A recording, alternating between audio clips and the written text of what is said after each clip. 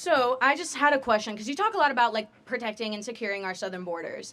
But as the granddaughter of immigrants, I think that we get into a lot of complicated disputes with the idea that immigrants are criminals, are drug dealers, and things like that. So I just want to hear what your opinion is on those expectations or those what do you call it? Those stereotypes that are put on Hispanic communities, Latino communities, and how they change the way people perceive immigration. Sure. So, thank you for the question. So you said you're the first generation Yes, student I am. or first generation American? I'm a first generation student. Cool, great. Second generation American? Did I hear that right? Or Third generation Cool. American on my mom's side. Great. Second on my dad's. when your grandparents, then, is that right, came Yes. to this country, did they do so through the legal process that was in front of them? So my father got married to my mother, so he's a legal resident of the United States. She's been here her entire life. But did she enter legally? She did. Okay. She's born here. Yeah. Got it. My grandpa on my dad's side entered in illegally. Okay. So I'm not here to like insult your grandpa, right? But Yeah. but we must be very clear that the type of immigration that we support is when you follow our rules and you come on our terms, and that you do not break into a country uninvited and you try to cut. Can I add something to that? The reason why he left, and a lot of people in Mexico do, is because of the political state, especially in the 70s and 80s, when they decided to move. They have a government that isn't supportive of their constituents, and because of drug problems, their only choice was to move. Yeah, I totally sympathize. That's not true. It's never the only choice to commit a crime, and we should not put up with it. And so it is an insult to other immigrants from Vietnam and Laos and Pakistan that have to wait decades in line to morally equivalate people that come in and just break in. Oh, I have an unstable country. Like half of the world's countries are unstable. So look, we just have to be very clear with this, is that if you come into the country uninvited, you have committed a crime and you are a criminal. And we could decide that we're not going to enforce our laws, or we can say that when you are a criminal, you should then be punished for that crime, aka sent back to your country of origin, because you were not invited. And it is an insult, again, to the Poles and to the Czechoslovakians and from the Senegalese and people all across the world that don't have the proximity or the luxury just to waltz into America. You call it a luxury to leave a country that has political tyranny and come into a country with opportunity? Yes, to live in Mexico, to be able to go 100 miles north and break into America. Do you know how many people in Pakistan would kill to be on that border? That's why we bring them in. Well, we shouldn't, right? That's the point. And secondly, do you think that you have a right to immigrate to America? I think that I didn't have a choice. My grandparents made that decision for me. And I'm not trying to attack your grandparents, but no one has a right to go to anybody else's country. You are invited. It is a privilege, not a right, to come into America. So it's a privilege to live a life that requires you to have clean water, clean food, clean air. Yes, of course it is. And you have to fight for that? Yes, it is not. But we didn't? Hold on a sec. Well, born here, we didn't fight for that? Well, my ancestors did fight for that, actually, and I'm a very thankful recipient of many generations of Americans that fought for the greatest nation ever to exist. By doing what? Coming here? Well, illegally? Wait, what did my ancestors do? Came here illegally. They came over here in 1620, fought in the Revolutionary War, fought in the Civil War, fought in World War I. So because my grandpa didn't come here in II. 1620, it gives him no right to have a good life? He can fill out paperwork and wait in line like the rest of the world. And then we can see whether or not it's in our best interest to allow him to come in. And so we have to weigh costs and benefits. Do you think that the American government should first have an obligation to citizens before foreigners? Okay, I think we have an answer obligation. the question. Yeah. Here's the thing. Yeah, we're obligated because we're citizens to have the rights that we have, but that doesn't mean we can't open up our borders that's not when the we question. have the process Hold on a second. to do so. You, being a younger American, and everyone in the audience, is the first generation in American history to have it be worse off than your parents. So the social, and you agree with that, social contract, poorer, more expensive. Yeah. So wouldn't it be rational for the American government to say, we're going to prioritize younger generation Americans that are American passport holders and citizens before those in another nation? I don't want to say anything that offends people. But I've go ahead. already said it, right? I've already said it. Whatever. I think that the way we're going about it is wrong. And that if we don't have a clear path to citizenship, we won't open up those opportunities for people to come and seek a good life. But I also think that, we are required to have those rights ourselves. Seeking a as good American life citizens. is fine. It's a nice added benefit. Our government does not exist to improve the life of foreign citizens. But we should be open to the idea of accepting that. Of course we are, if we have our own house in order. We are in chaos right now. We have the most depressed, suicidal, anxious generation in history. Our birth rate is collapsing. Kids can't afford homes. Yeah. You guys are drowning in debt. You have to compete you have to compete for jobs against foreigners. Our country is a mess right now. And so when your country's a mess and your home is in disarray and bedlam, your own government should say, time out. I have a heart for the people of Haiti. I have a heart for the people of every country. But you're not coming here until this generation at least has it as good as their parents. And that is a very simple moral statement. If when you bring people in, they make the life worse for the people that were already here, should we stop letting those people in? Do they, though? Yes, they do. Illegals every day are doing DUIs and kids are dying across the country. But if Americans are doing this, it's fine? Well, it's not fine. They should go to jail. But this is the red herring, is that Americans are invited guests. Foreigners are people that broke into the country that shouldn't be here, and none of those crimes should be happening at all. One of them is a crime of choice. The other is just a crime because that's part of what happens when you have a society. So when you have Americans that are murdered by illegals, that is because we have decided and chosen we're okay with them being here, and if they kill our people, no big deal. I'm just trying to... I know we're not going to agree on No, this. it's That's fine. why I So, came up here in the that's first fine. place. I knew Are you okay with deporting every illegal person that's here? No. Why? Because there's some people here that are not represented well by the media. There's a lot of illegal immigrants here that are working their butts off for the life that they want. I don't care if they're working hard. But the point is, what should the punishment be for breaking into a country? Depends on the crime you commit after you break into it. Okay, that's it. I'm talking about just the crime is breaking in. What should the punishment be? I break into somebody's home. What should their punishment be?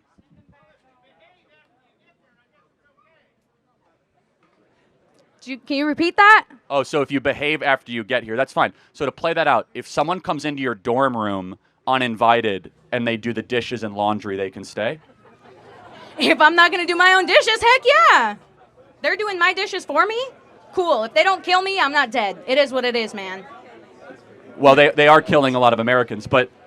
You say they. Like they are? Yes, like they. All illegal immigrants kill people? That's crazy. Many illegals do, actually. No, but it's just interesting.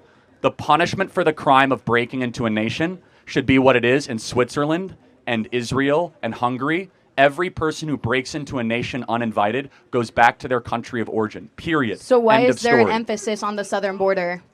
Because most people come illegally through the southern border. The point I'm trying to make is that we categorize all illegal immigrants under the same thing. Sex traffickers, drug dealers. Am I and doing by that? you saying all illegal immigrants have No. to be deported, Yes. you're implying that all I'm of not them implying are anything. doing these I'm being terrible things. super And not a clear. small percentage of them. If you come into a country uninvited, definitionally you are a criminal.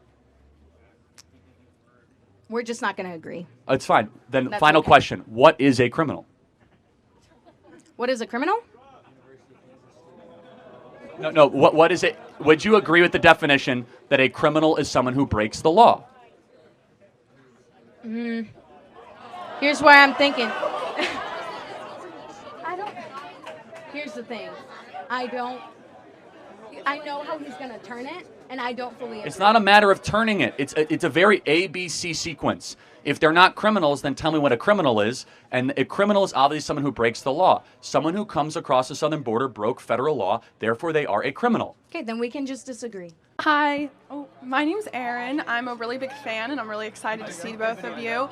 I'm a little stressed because I feel like I could ask about, gun violence. I could ask about anti-Semitism on campus.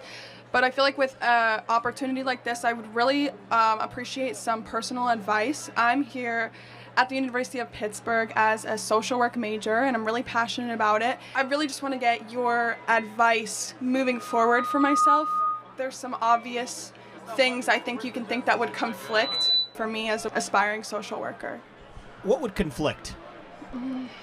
I don't know how to say it properly. I think I can help. The social work industry is very much about a perspective generally of that people in poverty are there permanently, and not trying to break people out of poverty into the middle class or higher levels. Right, They right. view poverty not as a series of choices, but as a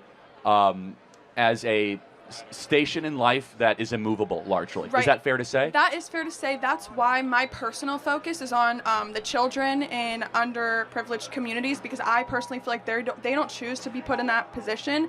But I'm having a little bit of a difficult time empathizing with the older generation of underprivileged, and not in every community, but I don't know how to not sound bad. I know you are great at not sounding bad when you say stuff, but I don't want to say something that'll get me in trouble. Well, here's one way to look at it. And Charlie, that was helpful, actually. The Great Society from Lyndon Johnson. It was a series of policies that were designed to help underprivileged communities. Right. They hurt the very people they were supposed to help. How? Well, the reality is it created dependence on government. So you have a lot of single mothers, for example, that are paid more Yes. money not to have a man in the house than to have a man in the house because of the way the math of these aid programs What do you work. mean? Well, often the way the math of the aid is calculated is if you have an earning husband in the household, that actually causes you to disqualify for forms of federal aid Right. that were designed to help you. Right. But actually, the best way to get kids in your own household ahead is in a two-parent household, because if you're raised in a two-parent household, you're less likely to end up in jail, less likely to end up in poverty, more likely to graduate from high school. So one of the ways that, if you're asking for advice, I would say for the people around you, even who might lean left, you can recognize their intentions come from a good place. Absolutely. But the policies of their leaders have actually betrayed the very people they were supposed to help. And you can let them know, because I believe this is genuinely true. Not just the Republican Party, but our conservative movement. We care about lifting people up from poverty. We just care about actually doing it rather than talking about it. That's what I would say. The other thing I'll say is that we as conservatives believe that if you're in poverty, it's largely because of values, not because of lack of stuff. Like what values? Not saving money. Spending all of your money in your paycheck as you get it, for example. Abandoning your spouse after impregnating them. Not spending all of your money on alcohol and drugs and instead opening a 401k. So values are the #1 predictor of entering the middle class. And there's a great book called Life at the Bottom. You should read it, by Theodore Dalrymple, who's a social worker in the United Kingdom. It's called Life at the Bottom, where he got into social work because he wanted to help people, and he realized it was not a lack of stuff. It wasn't lack of housing, lack Right. of food stamps. It was that their value system was one that kept them poor. So yeah, really quick, then I want to get to the next question. I'm just struggling because in all of my social work classes right now, they're talking about all of those things. And They're wrong. So what do I do? I'm trying to learn about what I want to do. I think you need to stay in social work because you're called to do it, but there's an amazing amount of literature from Thomas Sowell to Shelby Steele to Theodore Dalrymple that get down to actual root causes of poverty, which is not lack of stuff, but is worldview. And I think that'd be super helpful. Hello, Charlie. Hello. My name's Adam. So I want to ask you, what do you think about veganism? Vegetarianism. I am not a fan of vegan, but you have a right to be vegan, obviously. So let me clarify. Yeah. You on abortion, you support pretty much banning abortion in most situations. Yes, but humans are not rabbits. Yes. So And do you humans are not deer, and humans are not cows. Okay. So I want to ask you, do you think it's a little bit hypocritical that you oppose abortion, but you also oppose veganism? Most animals, most adult like cows, pigs, chickens, they're more intelligent than fetuses. And little children, small Okay, so infants. I can't believe So I have how to. come- I so can't I'm believe I have asking- to answer this. Can I answer? Yeah. So how come you're saying that Can I children? answer? Okay. Yes. Yeah. Go ahead. Okay, if you leave a cow for 5 years, will the cow ever be able to talk? No. If you leave a fetus for 5 years, will the fetus be able to talk? Yeah. Okay. Sure. So Maybe. then which one has reason and a soul and can make sense of the natural world, aka an elevated being worthy of protection? But that's a cow not- or a human being? That's not a good argument. That's like saying mute humans that are born that are without the ability to speak can't have rights. It's not just about speaking, it's about reason. It's about having a soul. It's about being not an animal. What is a human being to you? A human being is someone who grows, who has personality, and someone who can speak. And if you mean like biologically, like someone of No, just give me a definition of, you have a dog and a human being. How do you know which is which? a human being can walk and talk and Well, yeah. a dog can walk. Yeah. but I can't walk and talk. Sure. Here's the difference. A human being can tell you the difference between right and wrong. An animal can only tell you the difference between pleasure and pain. Yeah, but animals still suffer like human fetuses do. But again, the moral worth of a human being is objectively different because we are able to make moral contentions, not just contentions based on how we feel. Animals can only feel; they cannot reason. Yeah, but that's... And therefore, we should be treated different morally. Now, from a typical Western religious view, we have souls as human beings, and animals do not. And as a soul, I mean not just in the religious sense, but I also mean that there is a part of you that is not just your five senses, right? Okay, sure. Well, so for example, if you think you're only your five senses, which one of your five senses is telling you that? well, I don't know what you mean by five senses. You mean my brain? Well, your five senses: sight, smell, taste, feel, hear. Five senses. So an animal only has five senses. It does not have an ability to withdraw itself from its fifth sense, right? Yeah, but how do you believe that it's okay to kill an animal when it's not okay to kill a child? You defend a child more. Some children die. Some children never make it out of the womb. Well, because human beings are human. A is A, and human beings are worthy of protection, and animals are not humans, and they're not the moral equivalency, correct? No, but I don't believe that. I'm not trying to argue that a human is worth more than an animal. I'm saying that even if a human is worth more than an animal, you should give animals respect. I do give animals respect. We should treat them humanely. If you are to eat them, you should kill them in a way that does not have unjust suffering. What about milk? But animals are all the time. Cows are to produce milk. Yeah, to produce milk, a cow has to be impregnated, and it's not like these farmers are waiting for the animal to get pregnant naturally. They have to be forcibly inseminated, which is a form of. I actually think it's a great thing that we have dairy. Okay, but I don't think that that drinking milk in and of itself is bad. But saying that animals can be is okay, that's beyond me. You think that cows are being? I gotta be honest. Yes. I've been doing this for 12 years. I've never heard that before. Yes, but they are because they're not referred to as being. They're said to be forcibly inseminated. How come that's okay, but keeping a small child is not? I would not. Yeah. Welcome to Boulder. I don't support anyone. I don't support human beings. I wouldn't call extracting milk from a cow the same as what happens if a woman is by some savage. I'm not talking about extracting milk. I'm talking about when you inseminate a cow to get it pregnant so it can produce milk. Okay. Yes. Yeah, not that worried about that. Why not? Do you not think their suffering is worth anything? I think their suffering's fine. Again, they're not human beings, and whatever allows the human being to flourish is what we should be concerned about. And I think it's a good thing that human beings are able to have meat, beef, and dairy, and so. Okay, but I appreciate your exactly. Yeah, how many did the cows build the railroads? Like, I mean. No, but you still have to treat them with respect. Kids don't build railroads, do they? Yeah, but they grow up to adults. Yes, cows hit a plateau. I can't believe I have to explain this. Cows eventually plateau in their ability to reason. I'm not talking about a plateau in ability. I'm talking about suffering at that moment. Right. Is it okay to? If you know a kid is never going to grow to adulthood, like if you had like a crystal ball or something, is that okay to kill them and rape them then? No, of course not, because it's still a human being with a soul and a cow is not. But I just want to make sure we are consistent, just so we're consistent. Do you believe that we should limit the unjust suffering of insects? Well, I don't believe that. I don't believe in intentionally killing insects either. So you don't believe that we should spray for mosquitoes even if they're carrying diseases that kill humans? Well, if they're threatening me, then it's self-defense. Oh, okay, got it. But a cow didn't do anything. A cow is innocent. But what if the cow is feeding me a human being? But you can get nutrients. The World Health Organization has already said that a vegan diet is completely healthy for all ages. We need to get testosterone rates up, not down, and you do that by eating meat and not eating soybeans. No, but you can get all of your protein. You can get nutrients all from a plant-based diet. Okay. Yes, you can. Look it up. Let me just say one final thing. Do you consider yourself a liberal or? I can. Well, it depends on the issue, but like say abortion, like I'd say I'm moderate. Okay, so I believe in human choice. Yeah. Well, generally, like I don't believe in my body, my choice. Generally speaking, but it depends. Okay. Depends on each individual. Can I have the right to eat a steak? You have the right to eat a steak? No, because that involves the suffering of an animal, of an innocent life. and the American left wonders why they're losing young men. Thank you, my friend. I appreciate it very much. Thank you. No, but okay. Thank you. That was really something, guys, wasn't it? Keep steak legal will be my new T-shirt, right? Right, Mitchell? Is that something else?